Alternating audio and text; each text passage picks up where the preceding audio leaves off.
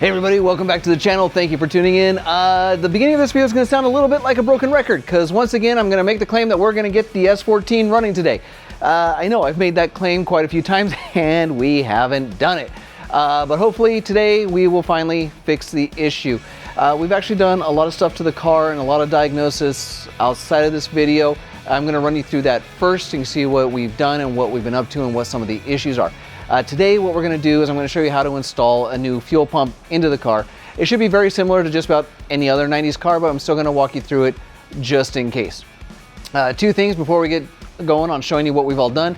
One, if you want to see more automotive content, particularly S14 and of course GTR content, don't forget to subscribe to the channel.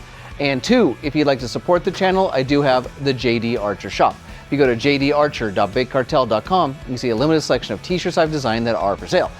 But with that out of the way, let me show you some of the stuff we've done on the car. Just to walk you through some of the stuff we've done. Now, for those of you who have been following the channel for a while, you know Mike's had this for a couple years.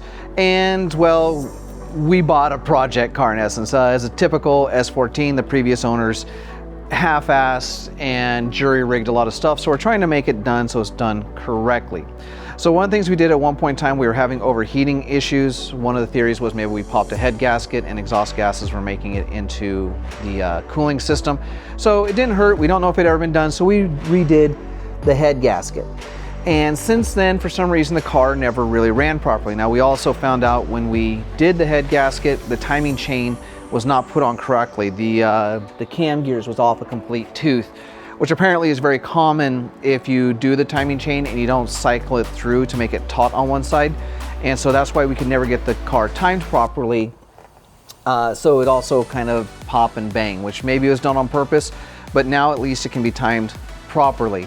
And then we ran into an issue where the car didn't really want to fire, so we replaced the spark plugs, we replaced the wires. You can see we put on a brand new MAF, and we're still having issues. And so we were kind of experimenting and we accidentally discovered an issue that's actually happening with the car, and it has to do with the fueling. So one of the things that we did is we dropped in brand new injectors. The fuel rail that was originally in the car was bent, so we have a new to us fuel rail. And for some reason the car was still not running properly. One of the thoughts that we had was maybe the fuel pump was going bad. So what we did was we disconnected the feed line, put it into a gas can, and then tried firing over the car just to see if it would shoot the fuel, so we knew that we were getting pressure. And lo and behold, the car ran, which leads me to believe the car is powered by unicorns and fairies, because the fuel line was not putting any fuel into the fuel rail, but the car would still run. It'd run for like a good at least 45 seconds. So what we did then is we put the fuel line back on and we tried to fire the car, and that wasn't working. So that leads us to believe the car was running rich. And so we pulled the #1 spark plug, and it was in fact wet. So we decided to test maybe it was getting too much pressure in the rail. Now that can happen for a couple of reasons. One, the fuel pressure regulator maybe gets stuck, so it's over pressurizing. The return line could be kinked, or the fuel cap could be malfunctioning as over pressurizing the gas tank, so you have too much pressure to put the gas back into the gas tank. So the first thing we did is we tried firing it without the gas cap, because that's a free test. Had the same issue. So the next thing that Mike did is he invested in a aftermarket fuel pressure regulator that's adjustable. It's actually a really nice kit. You get a little adapter that goes back there on the back of the fuel rail. This is where the original fuel pressure regulator would be. It adapts it to this AN line, which allows you to run the fuel pressure regulator, and we can also run a fuel pressure gauge, so we can also check the pressure. We're running into the same problem. So if we know it's not the fuel pressure regulator, we know it's not the injectors, then that means that there could possibly be a problem with the fuel pump. We don't know how old it is, we don't know which one is in there. So we're gonna drop in an AEM fuel pump that's also E85 compatible in case we decide to go that route in the future. Now on top of that, another thing we're gonna do is this car has a system. It's not like the GTR per se in its exact way it works, but it's very similar in that for some reason back in the 90s, these Japanese manufacturers like to control the voltage that was going to these fuel pumps. And what that would do is it would limit the voltage at the fuel pump when you're cruising, and then when you really needed the power, it would shoot it up to the full 12 volts. On top of that, this particular car has an interesting little thing that happens too, which when you prime the fuel pump, or you just turn the key to accessory, it doesn't really prime the fuel pump. It only really starts activating it when you're actively turning the car over. So, and it also runs a very thin gauge wire. So Mike picked up a kit that'll let us run direct power from the battery to the fuel pump by patching a switch and relay that's built into the car, not a fuel computer like the GTR, but it is a switch and relay system. And so that way we know we're gonna get a solid, reliable 12 volts to the fuel pump.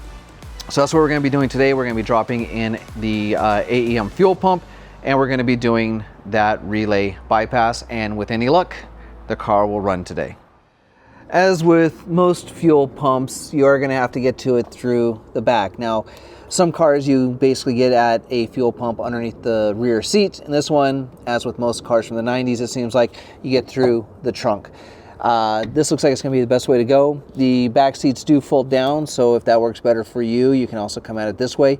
But we got a lot of stuff in the back of the car, so we're going to come at it from the back. Now, as you can see, Mike has already taken off the cover, taken off the clips. It's not very hard. You got a couple of bolts just holding it down. And then as you can see, here's the fuel pump hat right here. So you got a, this looks like the feed line, this looks like the return line, this looks like the vent. And so we're just going to disconnect those hoses. We're going to use the famous screwdriver and hammer technique to get this ring off. There's a special tool for it if you actually just want to buy that tool. We've always just used the hammer and screwdriver technique. You kind of chews it up a little bit, but a fuel pump isn't something you're replacing on a regular basis. So that is what will be on the agenda to swapping out the fuel pump to start off with. So as you can see, we've loosened the clamps. We're trying to get the hoses off. We have a nice little hose tool. This is probably one of the best $20 we've spent with dealing with hoses. But once we get that clear, we're going to go ahead and get that ring off. So as you can see, we got the plugs off, we got the hoses off. Now it's time to go after the ring. It's going to get chewed up by this process. Like I said, we're going to use the hammer and screwdriver technique. If you want to buy the actual tool, you can do that. I think you can get it at Harbor Freight or Amazon. In the tank. It could be the fuel pump as well, or okay. So the fuel pump is going to be attached somewhere.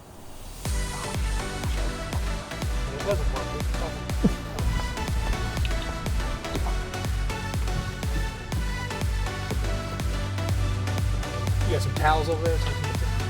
So as a note, we watched some other videos where it made it seem like you were supposed to pull on, I'm not sure if you can see it, that white plastic almost kind of cylinder. That is not the case in this particular instance. There was just this metal hanger right here, slides off real easy. You can get your fuel pump off. So if you have seen other videos where they pull out that other piece, apparently 240SX, even on the same model year, can have some differences. So in this particular one, this kind of just slides onto a mount right here. So it slides out all nice and easy. Don't grab that plastic cylinder and yank because it isn't connected to what you need. All right, now that we've got the fuel pump out of the car, it's time to get this swapped over. It's gonna be real easy. Don't worry about disconnecting the power leads from the actual pump because we're gonna have to splice in the supplied power anyways. So we're gonna go ahead and cut these wires. That'll give us the plug. I tend to like to cut them as close as possible so we have the longest wires in case we need it. And then, let's see, I'm gonna need a pair of pliers, which I think are in the trunk right now, aren't they? So, as you can see, there's a small little bit of rubber hose right here that connects to the hanger here. Check to make sure it's not split.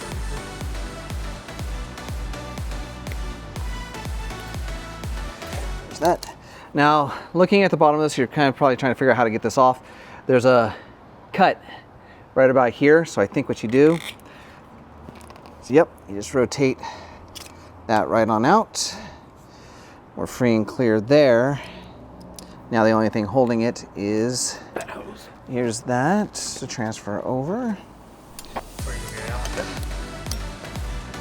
All right, there we go.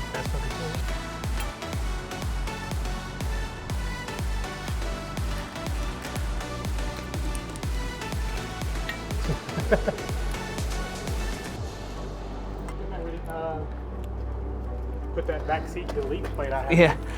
All right. Take it all the way off. So it was this way is the proper orientation, right? Like Yeah. that so. when it came out? Okay. No. 90 degrees. It needs to go this way. It does? Yeah. Okay. Maybe we'll review the... Oh, okay. That was actually easier than I expected. All right. So now the fun part is looking at this. We have a red with green and a red with nothing. The positive on this one looks like it's the red with nothing. Okay, so yeah, the red with green is the ground. Makes sense. Negative. The one that's got the nice cover, positive. So that means that we are going to connect on this one the red to the solid red and the black to the red with the green stripe. Then we'll be hooked up polarity correctly. Okay, so little update. Typically when you install these things, usually you get like hose clamps to hold it in place. However, AEM gave us a little rubber grommet right here that, although not perfect, is close enough that it puts the pressure on the fuel pump and the hose here. You can see that's not going to go anywhere. And I'm assuming now that the sock, because the sock can only be placed one way on the fuel pump, is the right direction. It would make sense. So if this slides into the tank this way, that means that's pointed more towards the deeper part of the tank. So I'm going to assume that's correct. We'll check the footage and double check, but it looks like that's correct. So all I'm going to do is put this clamp back where it was. And then now we're going to go ahead and set up the electric. So I think I said that the solid red goes to power, which is this one. And then red and green goes to ground.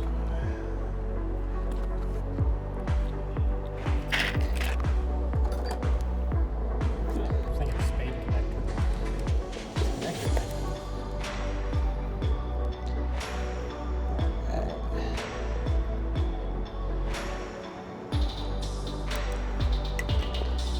All right, I don't feel like it's going nowhere.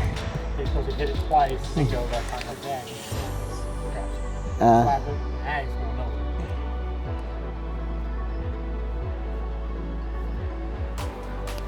Where the 32 would be? 32 can